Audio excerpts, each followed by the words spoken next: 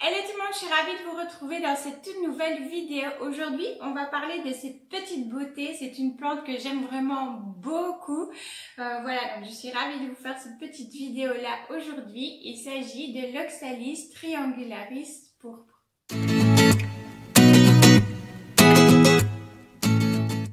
Donc, on va commencer à parler un petit peu de ses origines, de quelle famille elle fait partie. En parlant de ça, donc du coup, elle fait partie de la famille des Oxalidaceae, voilà, et elle est originaire d'Amérique du Sud. C'est une plante tubereuse, tubereuse.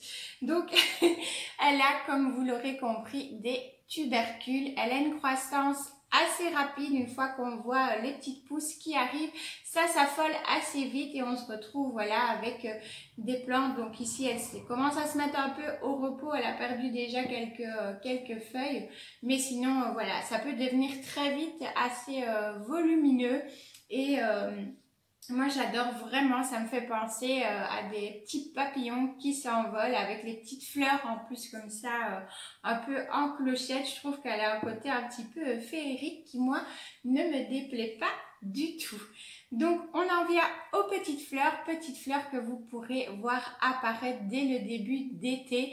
Elles sont blanches à rosées. Ici je vous mettrai une petite photo un petit peu plus près. Ce sont des fleurs plutôt rosées, donc un petit peu en clochette, enfin moi j'appelle ça comme ça, des petites fleurs en clochette, parce que au départ en fait elles pendouillent un petit peu comme ceci, et puis elles vont se relever et se déployer, enfin s'ouvrir, voilà. Donc c'est une plante que vous pouvez bien évidemment cultiver en intérieur, mais aussi en extérieur, que ce soit en pot ou voire même en pleine terre. Attention de ne pas oublier lorsqu'elle est en pleine terre de la déterrer à l'automne, puisque vous allez voir qu'au niveau de l'hiver, elle a besoin d'un bon gros dodo. On voit ça plus tard dans la vidéo. Personnellement, celle-ci, donc elle est en pot terre cuite. Elle se plaît aussi bien en pot terre cuite que dans un pot plastique. C'est comme d'habitude en fonction voilà, du contenant, on va gérer les arrosages un peu plus différemment. Voilà, mais sinon elle se plaît vraiment bien dans les deux. La mienne, je l'ai sortie sur la terrasse, voilà. Donc elle avait pas mal de luminosité, pas de soleil direct, mais beaucoup du coup de luminosité, et ça lui a vraiment plu. D'ailleurs elle s'est mieux plu à l'extérieur, elle m'a offert beaucoup plus de fleurs, donc c'était fort agréable, voilà, d'avoir toutes ces petites clochettes roses qui se succédaient comme ça les unes après les autres. Au niveau de l'arrosage, alors là, c'est une petite gourmande. Voilà, elle a besoin d'arrosage assez régulier et abondant, surtout en été. Là, elle a vraiment besoin d'avoir un terreau qui reste quand même humide. Alors humide, pas détrempé, hein, attention. Mais de toute façon, elle vous le dit aussi si elle est assoiffée, parce que vous allez voir qu'elle va pencher en fait de plus en plus. Par contre, en hiver, là, eh bien, on va les stopper complètement puisqu'elle sera au repos complet. Ensuite, au niveau du substrat, elle a besoin d'un substrat assez léger et quand même assez bien drainant. Donc, n'hésitez pas à ajouter de la perlite à votre terreau. Personnellement, j'utilise un terreau de tourbe. Dedans, il y a aussi des écorces de coco, des fibres pardon, de coco et de bois. Et moi, j'ajoute toujours de la perlite pour qu'elle ait quelque chose de bien drainant. Donc voilà, pas besoin d'avoir un fort taux d'humidité ambiante. Ce qui lui plaît le plus, c'est vraiment axé sur beaucoup de luminosité, un bon arrosage régulier. Et là, eh bien, tout se passe pour le mieux du monde pour cette petite beauté pourpre. Au niveau du rempotage, donc, eh bien, on va la rempoter tous les ans au printemps. Voilà. Je sais que pour les sujets plus âgés, on peut le faire tous les 3 ou 4 ans, mais logiquement, voilà, c'est tous les ans, puisque on en vient justement au repos de la toute belle. Voilà, cette demoiselle va commencer à avoir ses feuilles qui vont faner à l'automne. Donc voilà, vous allez vraiment voir. J'essaierai de...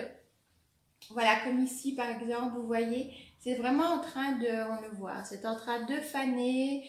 Elle n'ouvre plus tant que ça ses petites feuilles. Vous voyez, il y en a beaucoup qui restent quand même refermées. Même si vous en voyez des nouvelles apparaître, en général, elles poussent pas beaucoup trop et elles sont plus petites. Enfin voilà, elle vous montre vraiment des signes qu'il est temps qu'elles s'endorment. Et là, qu'est-ce qu'il va falloir faire? Eh bien, tout simplement, c'est assez perturbant la première fois et ça fait un peu peur, mais je vous assure que elle nous le rend au centuple le printemps suivant. Alors pourquoi ça fait peur? Eh bien parce qu'il va falloir tout couper. Voilà, il va falloir tout couper vraiment à ras. De toute façon, je fais ça avec vous plus tard dans la vidéo, donc vous allez le voir. Mais il faut voilà couper tout à ras du substrat et arrêter complètement les arrosages. Donc vous laissez bien tout sécher, vous vérifiez même au doigt avec un petit appareil à planter que le terreau soit bien sec, et une fois que c'est bien sec et seulement à ce moment-là, eh bien vous allez pouvoir stocker le pot contenant les petits tubercules dans un endroit sec, assez frais, donc en dessous de 15 degrés, et aussi à l'abri de la lumière. Donc voilà, votre pot va rester là jusqu'au printemps suivant. Moi par exemple, je mets à la cave tout simplement. Voilà, je coupe tout, je laisse bien sécher. Une fois que c'est bien sec, je descends le pot à la cave. Voilà, il y fait frais mais il ne gèle pas, puisque il y a dans la cave il y a la chaudière aussi qui est là. Du coup ça conserve quand même certains degrés qui sont pas négligeables. Du coup voilà, il n'y a pas de risque de gel. Ça aussi c'est important, il ne faut pas les mettre dans un endroit où les tubercules peuvent geler, puisque je vous le rappelle, c'est une plante qui est vraiment pas très rustique. Donc voilà, au-dessus de 5 degrés et en dessous de 15 degrés, c'est l'idéal pour son repos. Si on ne le fait pas au fur et à mesure du temps, des années, ça peut quand même épuiser les tubercules. Du coup, vous risquez d'avoir une floraison qui est beaucoup moins abondante, d'avoir des feuilles qui vont se développer de plus en plus petites. Enfin voilà, c'est vraiment, le repos est vraiment essentiel pour cette petite plante, même si ça fait peur. Je vous rassure là-dessus, l'année passée, j'avais extrêmement peur. Je me suis dit, et si elle ne revient pas? Et si ça repousse pas? Enfin voilà, après c'est pas pour le prix que j'avais payé la plante. Je crois que j'ai payé la plante, bon elle était le quart de ça, mais peut-être 2 ou 3 euros en jardinerie. Donc c'est pas pour le prix que je l'avais payé, c'est juste parce que je l'aime vraiment beaucoup. Donc j'avais vraiment envie qu'elle revienne, et elle est revenue, et vraiment encore plus belle, vraiment. Elle m'a offert des feuilles beaucoup plus grosses, beaucoup plus colorées, voilà, une floraison qui a été plus abondante aussi. J'ai vraiment halluciné par la taille des feuilles qui étaient beaucoup plus grosses. Ici elle a perdu plein de grosses feuilles et elle en a fait des autres, mais voilà, donc on arrive au temps où elle doit faire dodo. Du coup vous la voyez pas au meilleur de sa forme, mais voilà, c'est à savoir qu'il faut pas vraiment avoir peur du tout. Allez-y, prenez votre courage à deux mains, le sécateur au bout de la main, et on y va, on coupe tout. Ensuite, eh bien, passez l'hiver, au printemps plus ou moins février, voire début mars, c'est un petit peu à vous de voir, vous ressortez le pot. Et voilà, il y en a qui laissent dans ce substrat-là. Moi, j'aime bien apporter un nouveau substrat. Comme ça, elle a le bon substrat et elle ne repousse pas dans un substrat qui a épuisé ses ressources. Donc, voilà ce que je fais. Moi, je sors le pot, je viens chercher tous les petits tubercules qui se sont développés en essayant de ne pas en perdre. Et après, vous faites ce que vous voulez. Vous pouvez tous les replanter dans le même pot. Vous pouvez en partager avec des amis, de la famille. Voilà, vous pouvez en échanger aussi contre d'autres. Vous pouvez vous en faire d'autres. Voilà, moi j'avais fait celle-ci, mais assez tard. Je l'ai pas fait au printemps. J'avais mis tout dans le même pot. Et puis elle avait tellement grandi, les racines débordaient, que j'avais dû la rempoter. Et là j'avais un ou deux petits tubercules, trois petits tubercules que j'avais mis du coup dans ce petit pot-ci. Voilà, c'est quelque chose que vous pouvez du coup faire avec elle. Donc on ressort, on apporte un substrat neuf Voilà, personnellement, je trouve que c'est toujours mieux. On met à la lumière et on reprend les arrosages. Et au bout de quelques jours, voire quelques semaines, moi je crois que ça a pris 1 semaine et demie ou 2 semaines, donc ça va quand même relativement vite, hein. On commence à voir les petites pousses qui réapparaissent à la surface. Ben voilà, moi je trouve ça toujours magique de voir... qu'on coupe tout et puis au final que ça dort comme ça pendant des mois et ensuite bah, ça reprend vie tout simplement avec juste un peu de lumière et d'eau. Voilà, on revoit le tout qui redémarre au printemps. C'est assez, voilà, assez magique à mon sens, enfin en tout cas pour moi. Donc c'est tout pour cette petite plante. Je vous laisse avec le reste de la vidéo. Donc vous allez voir, ça c'est quelques jours plus tard. Voilà, je suis venue tout couper. Donc je vous montre tout ça en vidéo.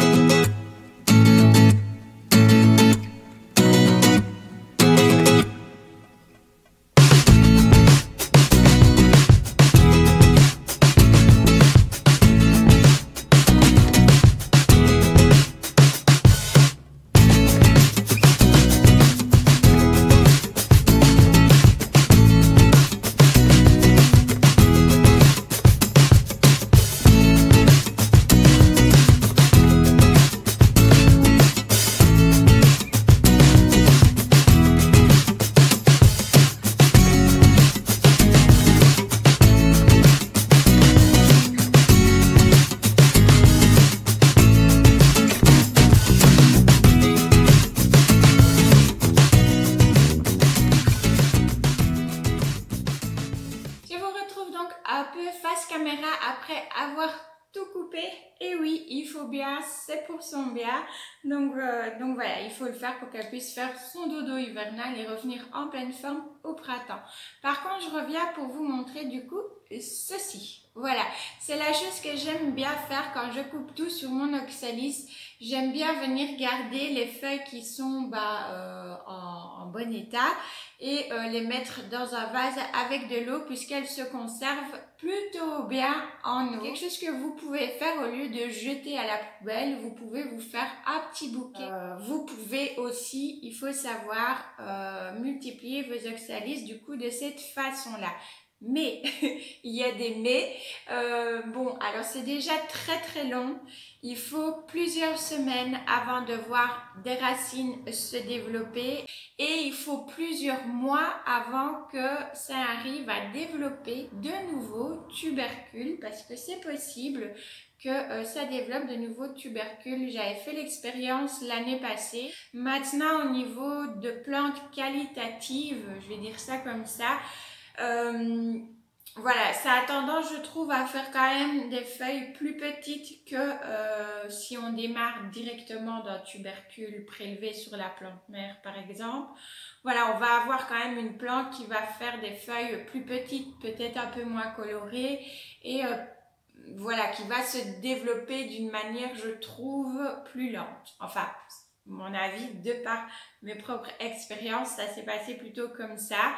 Donc voilà, c'est possible, mais on va pas avoir forcément une plante aussi belle, voilà, que si on avait démarré avec les tubercules directement. C'est une petite expérience qui est chouette à faire, c'est assez joli à voir et puis aussi je trouve ça un peu un côté pédagogique, pourquoi pas avec les enfants. Faire cette expérience-là pour montrer à l'enfant que avec beaucoup de patience, il peut parfois se passer de jolies choses. À partir d'un acte, on coupe tout et ça paraît catastrophique. Au fil du temps, il y a des belles choses qui peuvent se passer et renaître. Voilà, moi c'est un peu ce côté-là, un peu... bah oui, pédagogique et puis qu'il y ait une certaine morale derrière qui, voilà, moi j'aime beaucoup, voilà. Donc c'est pour ça que je conserve toujours ces petits papillons. Alors vous allez en perdre hein, des tiges irrémédiablement, mais il y en a d'autres qui survivent, donc voilà. Mais bon, pour un petit visu sympa, une petite activité pédagogique avec les enfants et ce petit côté un peu... peut-être spirituelle et tenter une petite expérience bouturage différemment, même si je le rappelle, pour moi ce n'est pas le type de multiplication que je préfère maintenant en eau. Voilà, pour n'importe quelle plante, mais aussi pour l'oxalis. Voilà, c'est pas, je préfère partir d'un tubercule de la plante mère plutôt que comme ceci. C'est en faisant des expériences, je dis toujours, qu'on apprend. Donc voilà, allez-y, amusez-vous, voilà, à faire cette petite expérience-là. Bien écoutez, c'est terminé pour cette petite vidéo sur l'oxalis. J'espère qu'elle vous aura plu. Si c'est le cas, n'hésitez pas à liker la petite vidéo comme d'habitude, à me laisser vos commentaires.